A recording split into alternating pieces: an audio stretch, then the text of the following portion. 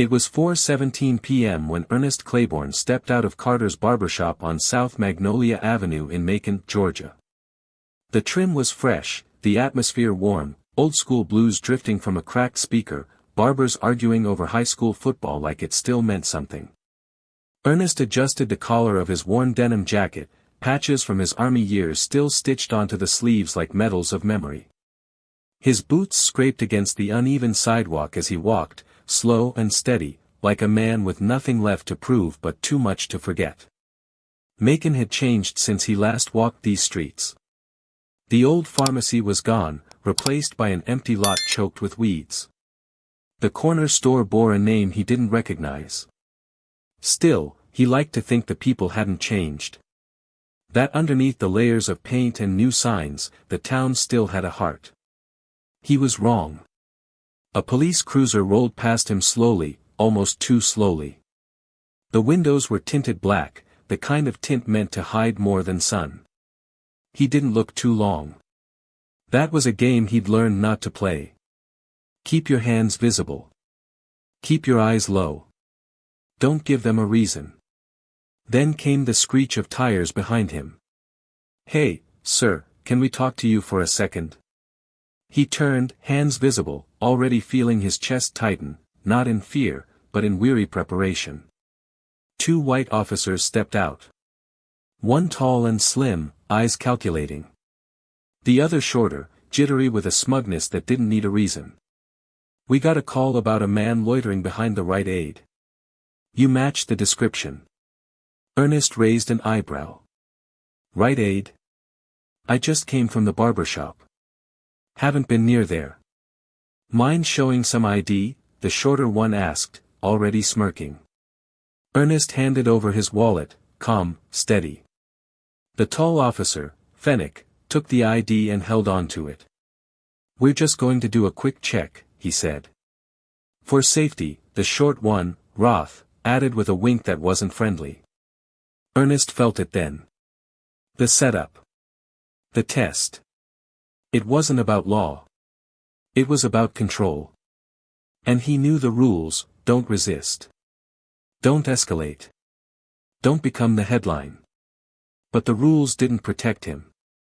They led him to a telephone pole at the corner of Magnolia and Eastview, where Roth pulled plastic zip ties from the cruiser. Not handcuffs. Not standard issue. Crowd control ties, dehumanizing and unnecessary. "You serious?" Ernest asked, eyes burning.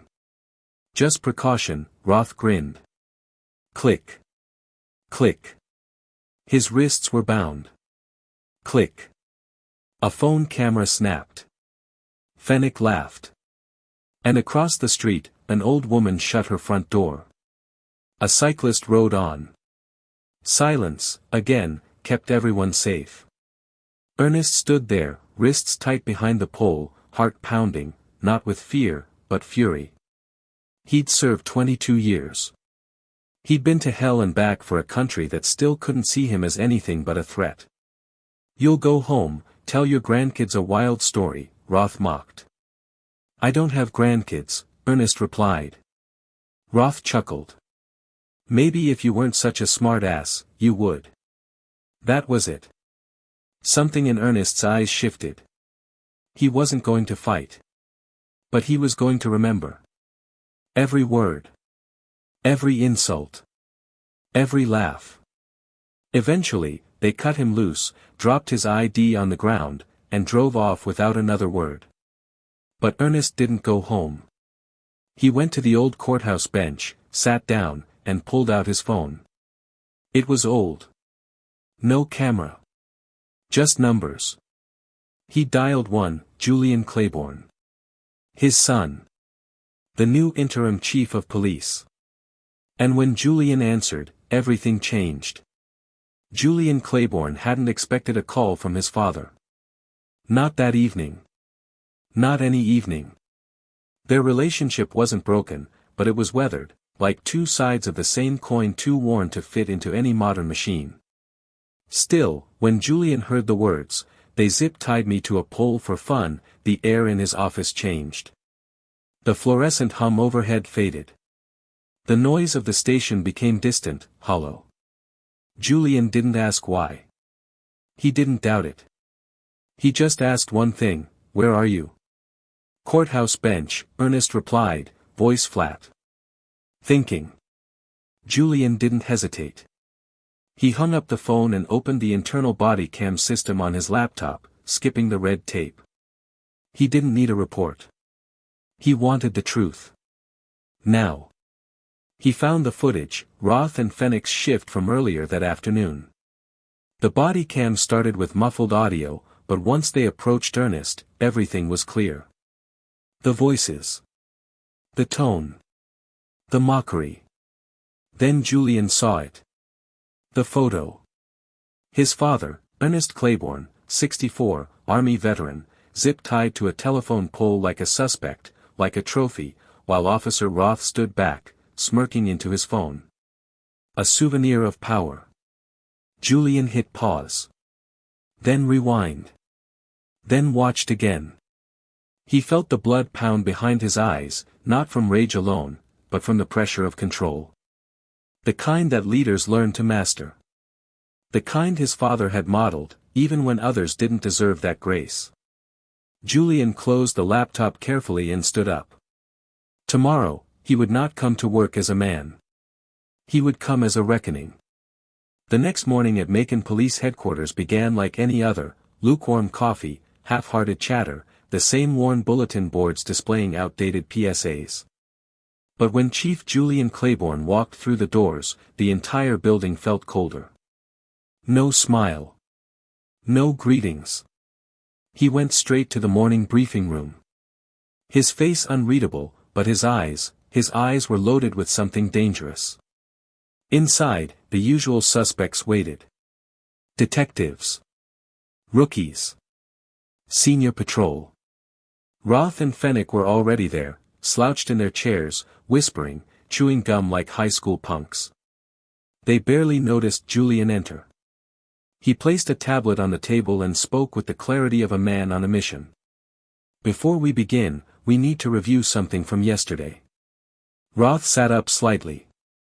Fenwick stiffened. Julian tapped the screen, and the footage played on the wall monitor. No narration. Just sound and image. The officers stopped Ernest. The questioning. The zip ties. The laughter. The photo. The room froze. "That man," Julian said, stepping forward, "is my father." Nobody moved. Roth's gum stopped mid-chew. Fenwick's mouth dropped but didn't speak. "You zip-tied a veteran," Julian continued, mocked his service, and took a photo like it was a game. Roth tried to interject. "Sir, I didn't know he." "Doesn't matter who he is," Julian cut in, voice like steel. "It matters what you did." Fenwick whispered, "We thought he matched a call." Julian's glare didn't waver. "Then why wasn't a report filed? Why didn't you radio in? Why plastic zip ties and not standard procedure?" No answer. Julian reached into his jacket and dropped 2 envelopes in front of them. Effective immediately, suspended. Internal investigation pending. Your badges and weapons stay here. You're serious? Roth blinked. Julian didn't answer. He walked out of the room without a word. Back in his office, Julian sat alone. Hands folded. Eyes closed. The exhaustion of restraint heavier than the anger ever was. He didn't want to be the son seeking vengeance. But he wasn't just a son. He was chief now. He picked up the phone. "Schedule a press conference," he told his assistant. Topic: accountability. Then he called internal affairs. "I want every body cam footage from those 2 over the last 3 months. Complaints, filed or buried. I want GPS logs, timestamps. Everything." That afternoon, as Roth and Fenwick laughed about how nobody would believe some old vet, Julian was watching the footage again. Slower this time. Studying not just what they did, but who they were when they thought no one was watching. The more he watched, the more he knew. His father wasn't their first target. He'd just been the one who finally made it personal. By 3 p.m., the internal review room was prepared. No windows. No press. Just 4 chairs and a kind of silence that didn't need to be loud to feel oppressive. Julian Claiborne sat at the head of the table, his badge clipped to his belt, his hands calm, but his presence sharp as a blade. Beside him sat Detective Selina Jairo, one of the few officers with a reputation untarnished by whispers. Across from them sat Roth and Fenwick, suddenly not so smug. The room wasn't for show. It was for consequences. Julian didn't waste time. "You've both been placed on administrative suspension," he began, voice calm. "You know that. What you don't know is that I've reviewed the last 8 weeks of your patrol footage." Roth shifted in his seat. "Sir, with all due resp. You will not speak until asked." Julian's eyes didn't flinch. He turned to Fenwick. "Did you zip tie my father because you thought he was a threat? Or because you thought nobody would care?" Fenwick blinked. He matched a description. "We thought." "No," Julian said flatly. "There was no suspect description. No confirmed location. And nothing, in your training or in department protocol suggests zip-tying a 64-year-old civilian to a pole for a safety check." He turned to Roth. "What were you thinking when you took that photo?" Roth hesitated.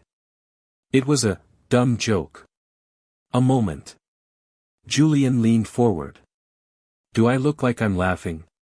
"No, sir." Selina slid a manila envelope across the table and opened it. Inside were printed photographs, full color, subpoenaed from Roth's phone. Each one captured Ernest Claiborne in full humiliation, zip-tied, head low, eyes steady.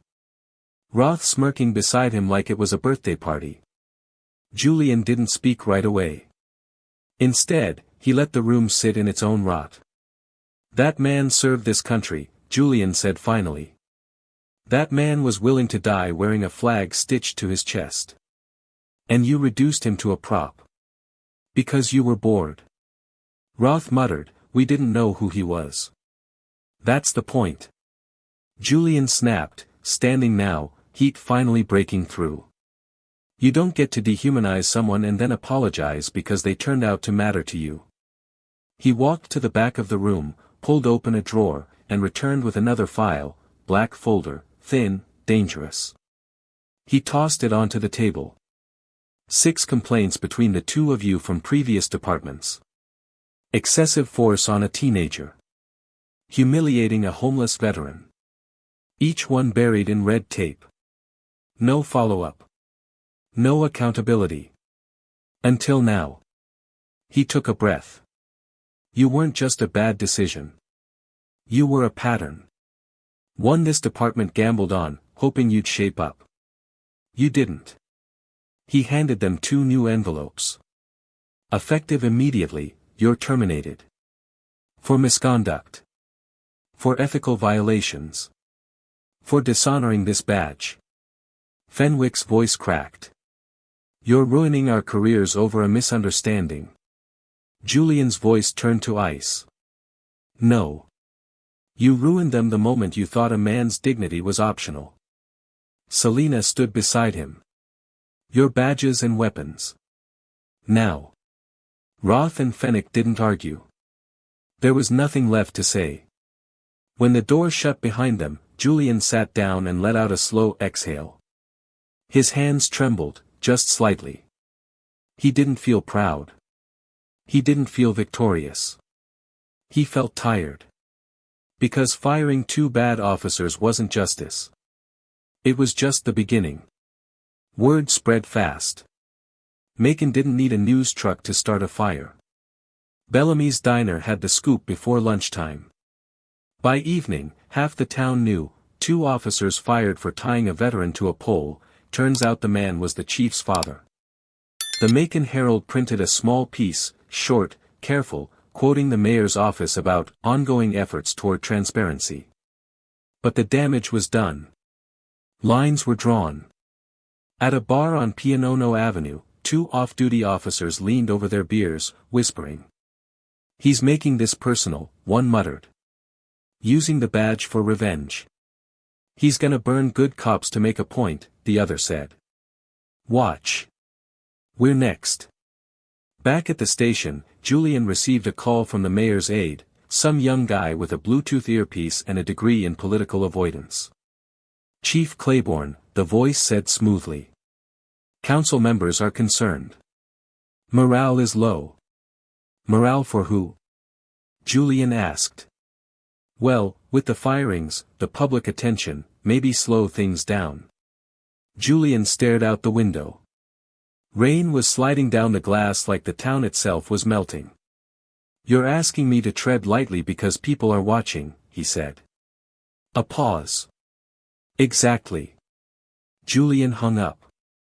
"Because he wasn't here to make people comfortable. He was here to make sure what happened to his father never happened again." By Wednesday morning, Julian's office door might as well have been a fortress.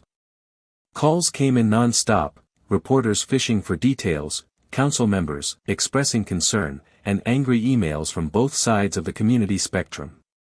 Some praised him for decisive action. Others accused him of targeting officers to score political points. Julian didn't flinch. He didn't flinch when a voicemail came in from someone anonymous saying, "Keep pushing and you'll end up like your old man, tied to something you can't escape." He didn't report it. He didn't forward it to internal. He simply folded the note, slipped it in a drawer, and locked it. Instead, he focused on something bigger, the cancer hiding in the basement of his department. He met again with Detective Selina Jairo. Inside the same room where Roth and Fennick had been fired, Julian now handed her a thumb drive. "These are the flagged clips from the last 3 months of their shifts. Find me patterns. Rewatch all their stops. Every pedestrian interaction, every traffic citation. I want names. Faces. Complaints. Everything they thought no one was watching." Selina nodded. "You think your dad was just the one that got caught?" Julian didn't look up. "I think the mask slipped." That afternoon, Selina returned with a folder of flagged interactions. A few were minor infractions, verbal intimidation, unnecessary detours in protocol, but some were darker. One man had been stopped 3 times in 10 days. No reports filed.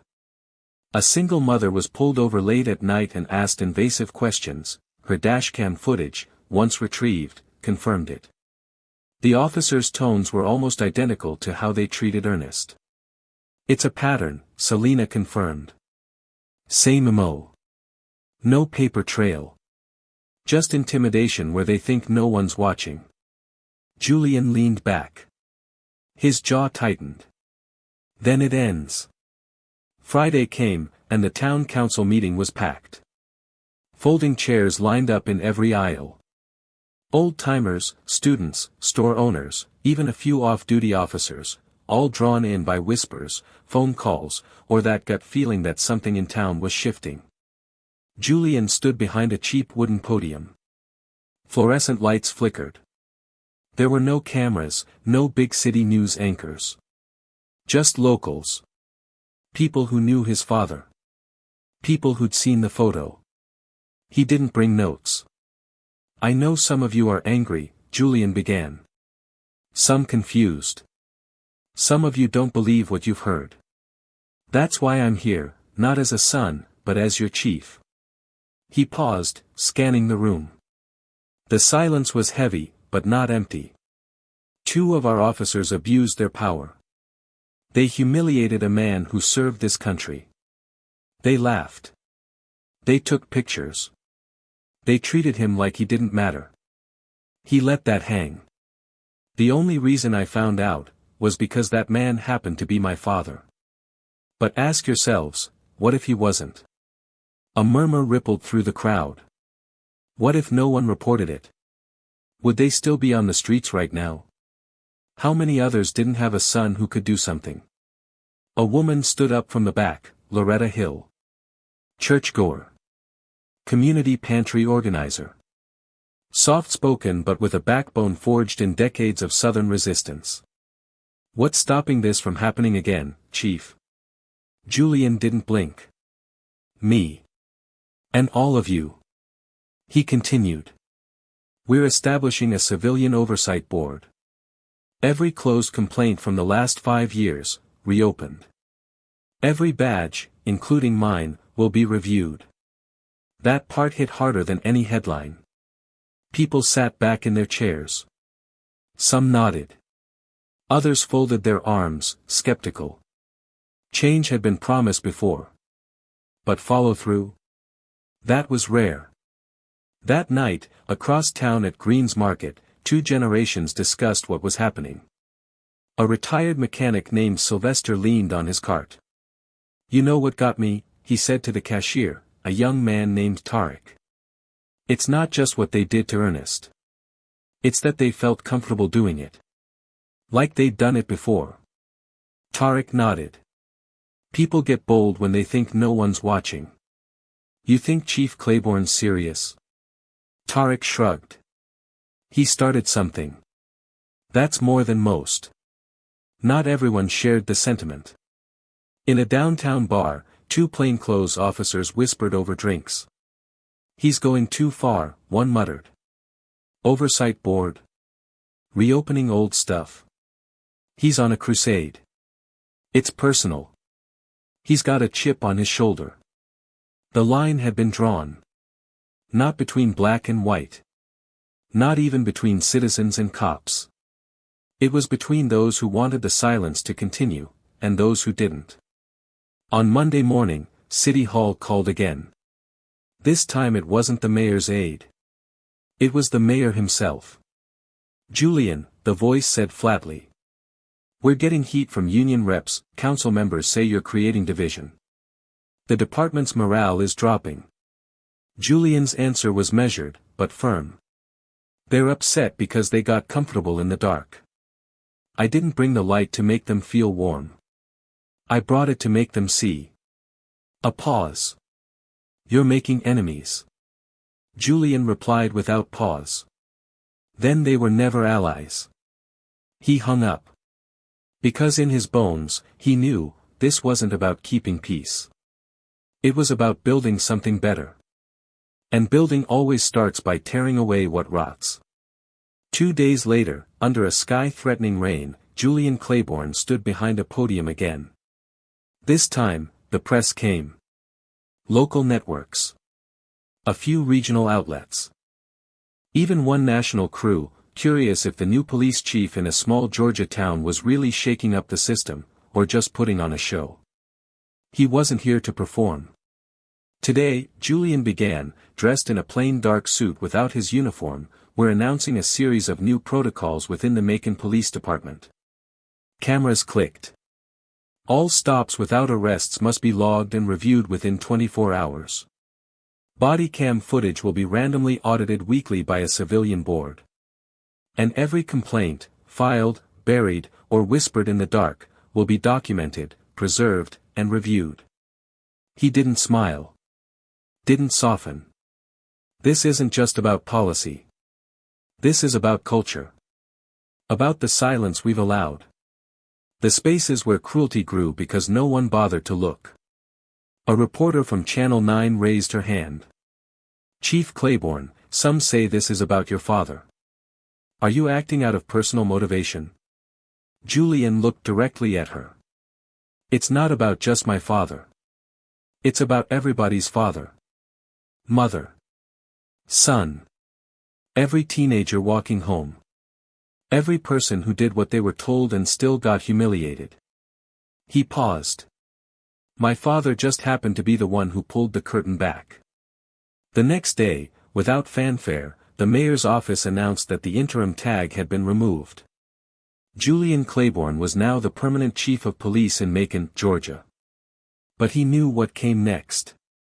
Power didn't shift without pushback. That evening, Julian walked to his car after staying late at the station. Taped under his windshield wiper was a folded sheet of printer paper. No signature. Just 7 words, typed in bold, size 14 font. Keep pushing and you'll get tied too. He didn't take it inside. Didn't call a team meeting. He folded it once, twice, slid it in his briefcase, and locked it in a drawer at home. Not out of fear, but to remind himself why he couldn't stop. A few nights later, Julian visited the one place he hadn't since the incident began, his father's porch.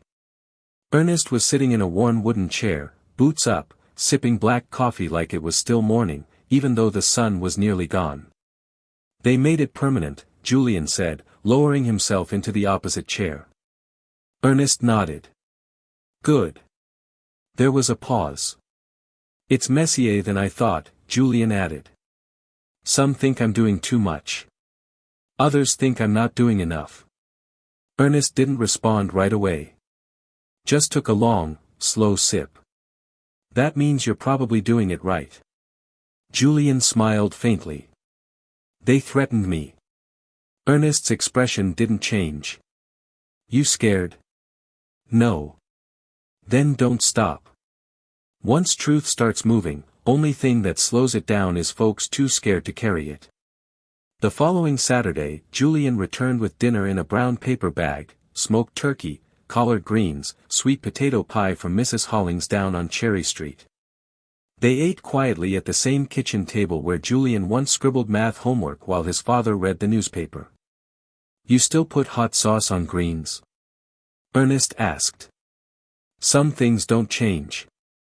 The silence between bites wasn't awkward. It was history. It was comfort. Eventually, Ernest leaned back and exhaled. You didn't have to fire them. I did, Julian replied. They'll come back at you. Men like that don't forget. I know. You should be worried. I'm not.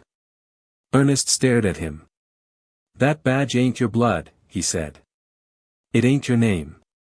You carry more now than just yourself. Don't let it eat you. Julian put down his fork. You think I'm doing the wrong thing? Ernest shook his head. No. I think you're doing the thing most folks talk about but don't follow through with. That scares people. He paused. Just don't lose your soul trying to fix something that don't want to be fixed. Julian looked up. I used to think I was tougher than you, he said. Thought I was stronger because I hit harder, shouted louder. And now? Now I think you were just trying not to fall apart. Ernest smiled. Just a little. The kind of smile you only see once or twice in a lifetime. You getting old, he said. Only way to stay alive, Julian answered.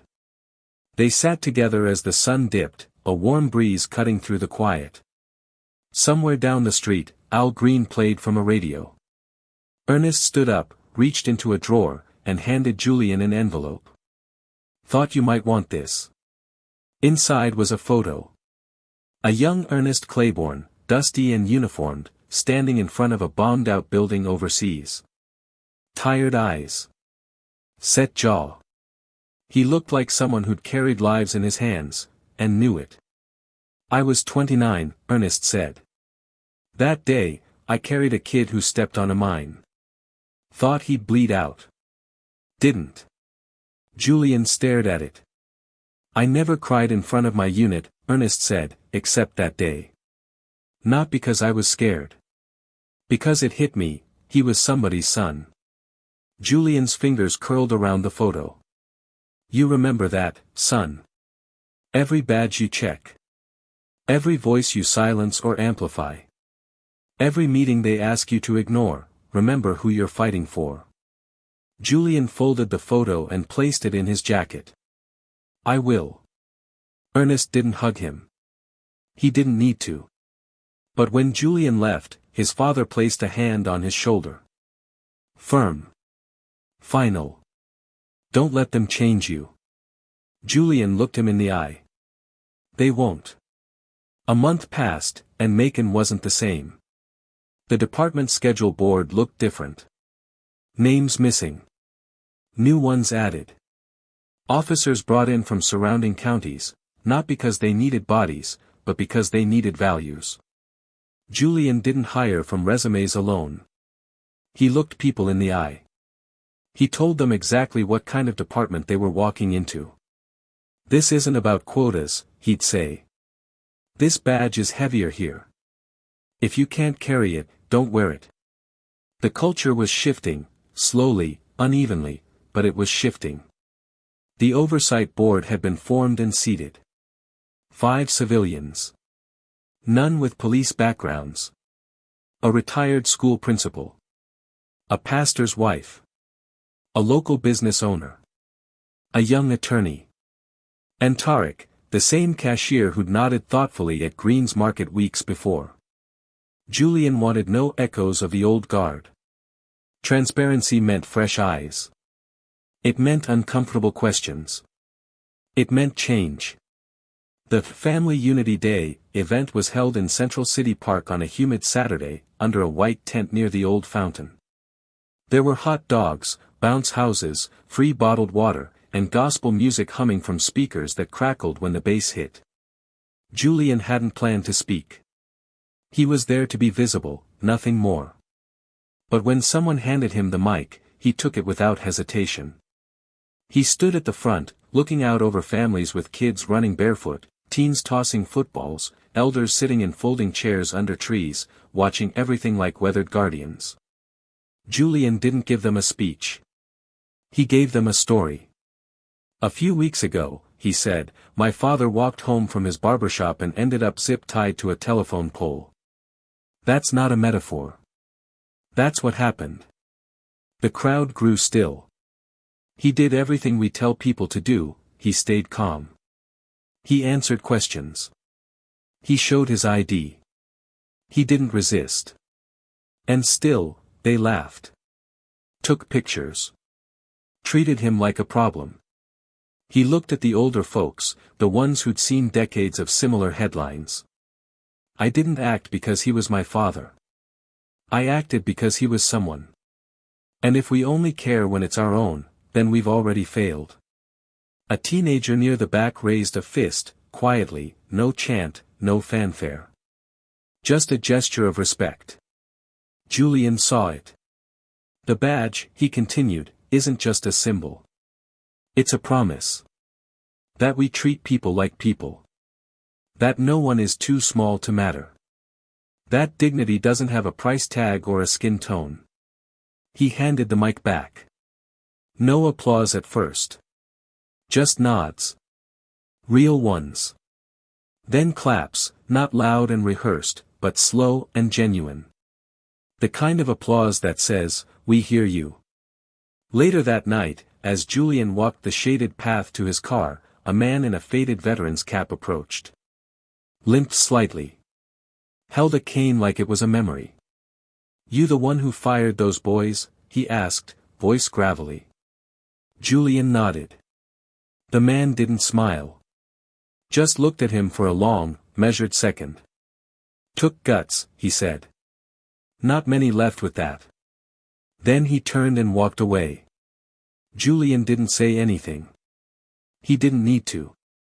By the following week, the Oversight Board had its first case, a stop from 2 years ago, dismissed without investigation. The officer had since transferred out of Macon.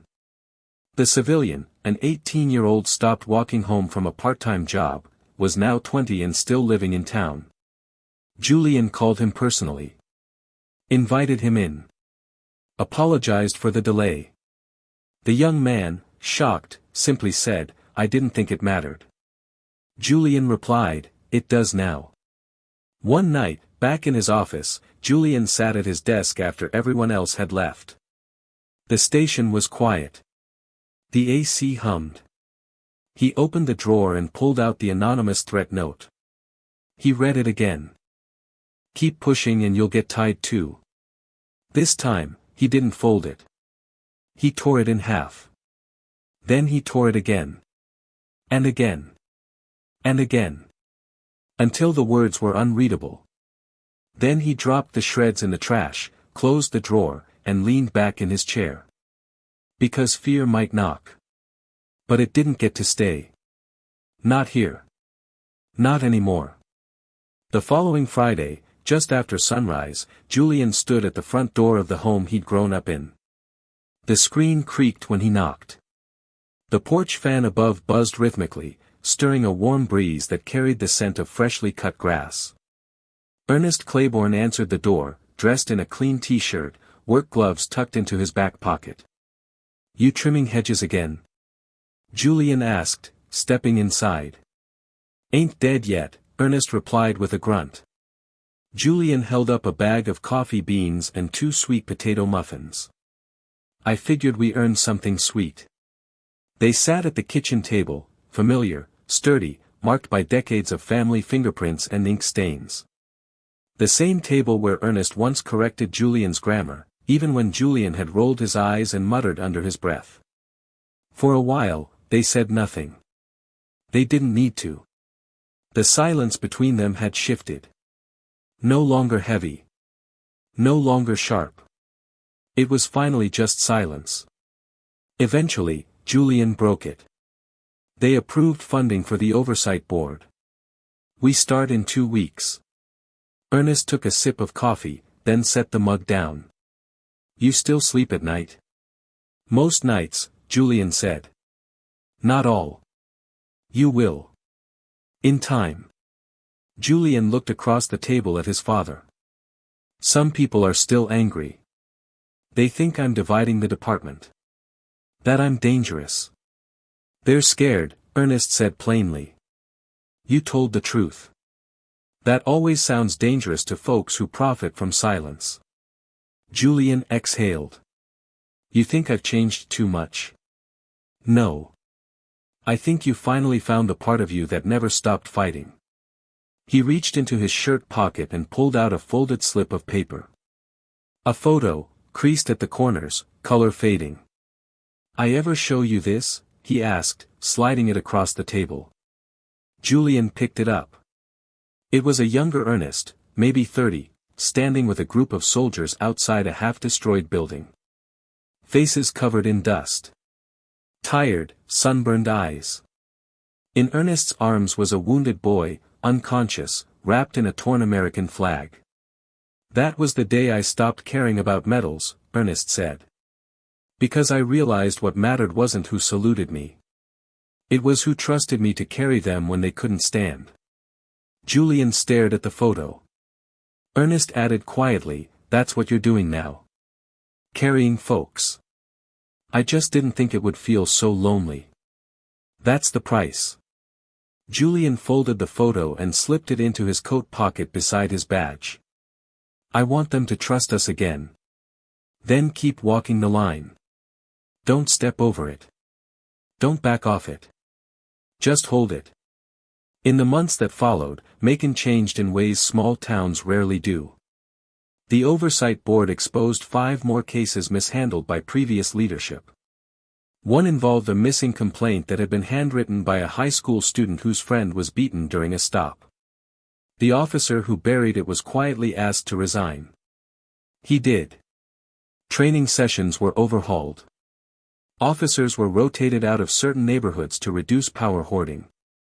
Julian even brought in speakers, former inmates, civil rights lawyers, military veterans, to talk to rookies in plain clothes and in plain language. They didn't lecture. They told stories. And the stories hit harder than any PowerPoint could. One afternoon, Tarek, the former cashier, now a respected Oversight Board member, walked up to Julian outside City Hall. "You really think we're fixing it?" he asked.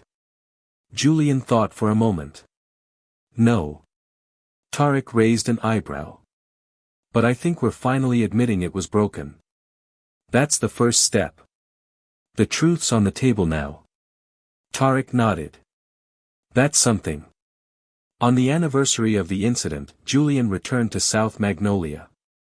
No media. No escort. Just him, walking in his father's footsteps. He stood at the pole where it all began. The zip ties were long gone. The cracks in the pavement were the same. So was the breeze that cut down the block like memory. An old woman watering her plants across the street paused when she saw him. She gave a slow nod. The kind people give when words aren't enough. Julian nodded back. Then turned and walked on. Back at home, Ernest sat on the porch, watching the street. Coffee in one hand. Cane resting beside him. When Julian walked up the steps, Ernest just tilted his chin. You walked it? Julian nodded. Every step. Ernest grunted. Good. They sat side by side. The sun dipped low, casting long shadows across the porch. A dog barked in the distance. A kid's basketball bounced off a driveway. Finally, Julian said, "You were right." About what? It's not about being loud. It's about standing still. Being seen. Ernest didn't reply. He didn't need to. Because his son had already done the thing every father prays for. He'd made the world just a little better than he found it. At True Echo, we bring you stories that reveal the strength behind silence, the power behind pain, and the truth that refuses to be buried. Today, Ernest Claiborne was mocked. But his son, Chief Julian Claiborne, didn't just respond, he changed everything. When you carry someone's dignity, carry it like it's your own. Because one day, it might be. If this story moved you, if it made you feel seen, angry, or hopeful, don't let it end here. Share it. Comment below with your thoughts. And hit that subscribe button, because True Echo isn't done telling the stories that matter.